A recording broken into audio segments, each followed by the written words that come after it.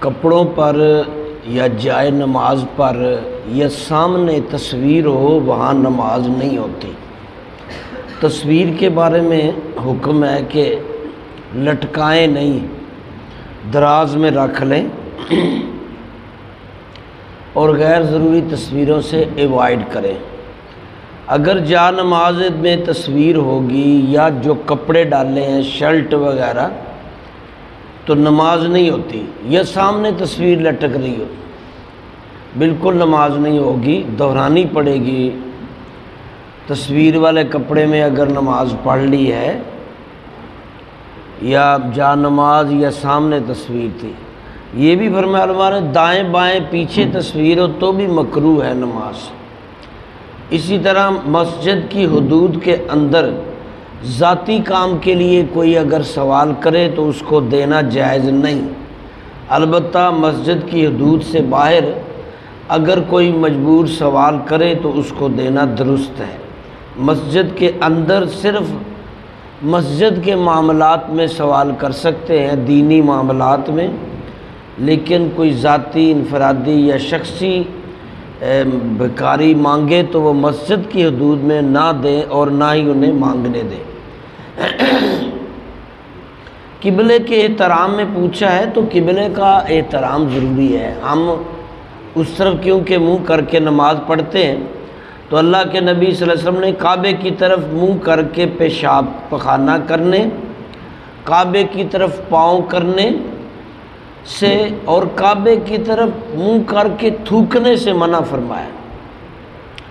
اگر کوئی جان بوجھ کر کعبے کی طرف منہ کر کے تھوکتا ہے تو علماء فرماتے ہیں یہ کعبے کی توہین کے باعث وہ گمراہ اور فاسق تصور کیا جائے گا، اور جو ایسا امام کرے گا تو اس کے پیچھے نماز نہیں ہوگی۔ تو لہٰذا کعبے کی طرف تھوکنا نہیں ہے، پاؤں بھی نہیں کرنے، اور کعبہ کے احترام میں وہاں کعبے کی طرف منہ کر کے بلکہ پیٹ کر کے بھی پیشاب خانہ نہ کیا جائے، ویسے پیٹ کر سکتے ہیں۔ چھوٹے بچے کے پاؤں بھی اگر کعبے کی طرف ہوں تو والدین پر ذمہ داری ہے کہ اس کو سکھائیں اور اس کے پاؤں ادھر سے موڑ دیں۔ مسجد میں پوچھا ہے کھانا پینا، ہاں بالکل منع ہے، سوائے اعتکاف والوں کے مسجد میں نہیں کھا سکتے، جائز نہیں ہے۔ اسی طرح مسجد میں سو نہیں سکتے سوائے اعتکاف والوں کے۔ ہاں اعتکاف کی نیت کر لیں اگر مسجد میں کھانا، جیسے کوئی کل شریف ہو یا کوئی ایسی میلاد وغیرہ، تو اس وقت دعا پڑھا دیں اعتکاف کی، نفلی اعتکاف کی، پھر کھا سکتے ہیں، اور مسجد میں گند ڈالنے سے پرہیز کیا جائے۔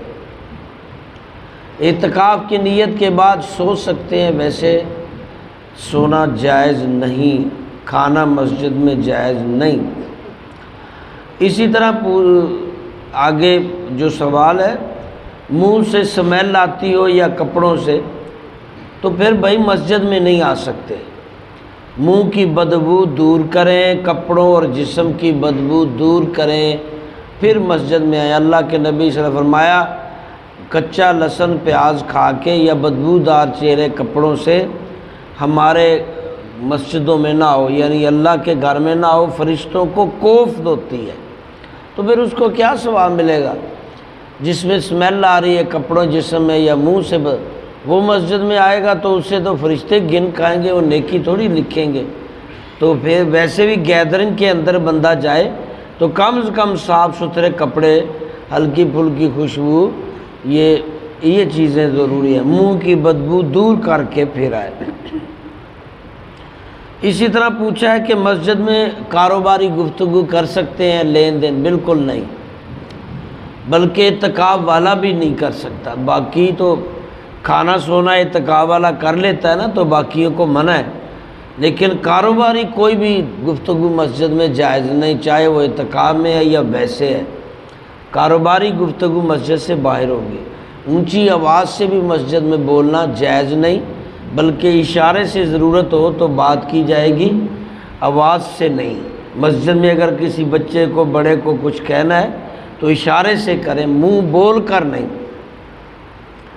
مسجد میں بے جا کھانسنا بیجا گلا ٹھیک کرنا یہ کنٹرول کریں۔ مسجد میں ایسے بے وجہ کھانسی جائے اور یہ جائز نہیں، مسجد کے ادب کے خلاف ہے۔ یہ بھی پوچھا ہے کہ مسجد کی کوئی چیز باہر استعمال کر سکتے ہیں؟ بالکل نہیں، شریعت میں اس کی اجازت نہیں ہے۔ آپ مسجد کی چٹائی باہر نہیں لے جا سکتے، مسجد کی چیزیں کوئی بھی استعمال کی ہیں باہر استعمال نہیں ہو سکتی، بلکہ علماء نے لکھا ہے کہ ایک مسجد کی تو دوسری مسجد میں استعمال نہیں ہو سکتی۔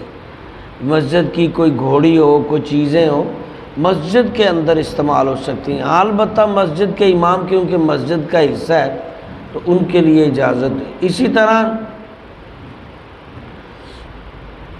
مسجد میں پوچھا ہے کہ جماعت مسجد محلے کی مسجد میں یا کہیں اور بھی پڑھیں؟ بھئی جہاں آپ کو اچھا لگے، زیادہ فضیلت تو محلے کی مسجد میں ہے کیونکہ آپ کے حقدار ہیں کہ آپ اپنے محلے کی مسجد میں ہی زیادہ آئیں۔ تاہم جہاں آپ کو قرات اچھی ملے یا واعظ و نصیحت ملے تو آپ جا سکتے ہیں، اس کی کوئی پابندی نہیں۔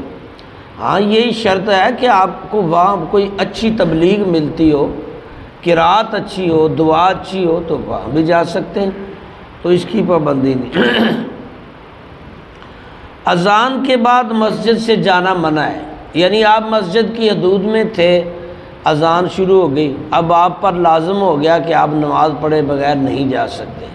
آپ کو اگر جلدی جانا ہے، گاڑی وغیرہ پہ بیٹھنا ہے، سفر کرنا ہے یا کوئی بھی، تو آپ کیونکہ اذان سنی ہے مسجد میں تو اپنے ہی فرض پڑھ کے نکل جائیں، لیکن جا نہیں سکتے جب تک نماز نہ پڑھیں، کیونکہ آپ نے مسجد کی حدود میں اذان سن لی۔ اب آپ جائیں گے بغیر نماز کے تو یہ گناہ ہوگا، توہین ہوگی اللہ کی پکار جو اللہ نے کہا ہو آؤ، تو آپ پہلے سے ادھر آواز سن رہے ہیں تو اب چھوڑ کے جا رہے ہیں۔ بہت جلدی ہے تو اسی وقت فرض ادا کریں، چلے جائیں۔ ایک پوچھا ہے کہ محلے امام میں اگر خرابی ہو تو پھر اس کے پیچھے نماز کے بارے میں کیا حیثیت ہے؟ بھئی امام انسان ہے جیسے آپ ہیں، کوئی فرشتہ نہیں ہے۔ بہت ساری چیزیں ہمیں امام میں بھی اچھی نہیں لگتی، آپ میں بھی نہیں اچھی لگتی، لیکن درگزر کر کے زندہ رہنا ہے۔ بھائی کو بھائی کی کچھ چیزیں اچھی نہیں لگتی، باپ کو بیٹے کی نہیں لگ رہی ہوتی، بیوی کو شوہر کی نہیں کچھ چیزیں اچھی لگتی، شوہر کو بیوی کی نہیں لگتی، دوست کی کوئی بہت ساری چیزیں نظر انداز کر کے دوستی برقرار رکھتا ہے۔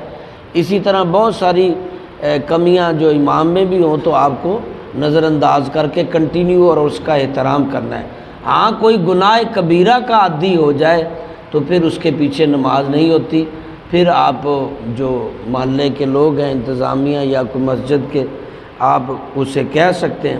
اگر کوئی گناہ کبیرہ، آپ بڑے گناہ ہے نا، وہ جھوٹ بولنے کا عادی ہو یا زنا کا عادی ہو یا فراڈ دھوکہ دہی کا یا سود کا یا شرک کا، تو کوئی بھی اس طرح کی خرابی جو گناہ کبیرہ میں آئے وہ تو کسی میں بھی نہیں ہونی چاہیے، تو اس کی وجہ سے آپ یہ کہہ سکتے ہیں کہ نماز نہیں۔ اگر اکا دکا دفعہ ہے تو اس کی وارننگ جیسے ہوتی ہے کر کے اسے ٹھیک کریں، نہیں تو آپ پھر چینج کر سکتے ہیں۔ اس کے علاوہ آپ چھوٹی چھوٹی باتوں پہ امام کو نہیں چھوڑ سکتے۔ اب ہمارے دو تین لوگ جو گئے ہیں مختلف لوگ بھی تو کھینچ تانی کرتے ہیں، وہ جی دم کرتے ہیں، تفویض دیتے ہیں، تو یہ عذر نہیں ہے۔ یا تو جادو کرتا ہو تو پھر عذر ہوگا جی، جادو کیونکہ گناہ کبیرہ ہے، جادو کرنے والا کرانے والا جہنم میں جائے گا۔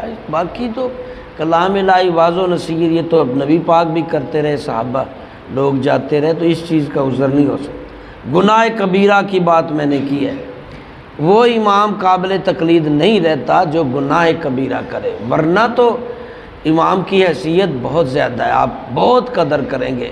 آپ کے اپنے والد کی کتنی باتیں نظر انداز کرتے ہیں، کتنی عادتیں آپ چھوڑ دیتے ہیں، ابے کو امی کی کتنی چیزیں جو آپ کو نہیں لائک ڈس لائک کر رہے ہیں چھوڑ دیتے ہیں، اولاد کی کتنی باتیں ہیں، بھائی یہی چیز امام پہ نہیں اپلائی کریں۔ کچھ ہو سکتا ہے آپ کو اچھی نہ لگتی ہو، لیکن آپ اس کو پھر بھی ادب دیں گے، احترام کریں گے، جب ملیں گے اخلاص سے ملیں گے اور اپنی خوشی غمی میں شریک رکھیں گے۔ اللہ تعالیٰ نے آپ کا امام بنایا ہے، یہ آپ کا علاقے کا سربراہ ہوتا ہے، اس کا ادب احترام آپ پر لازم ہے۔ اللہ تعالیٰ عمل کی توفیق عطا فرمائے۔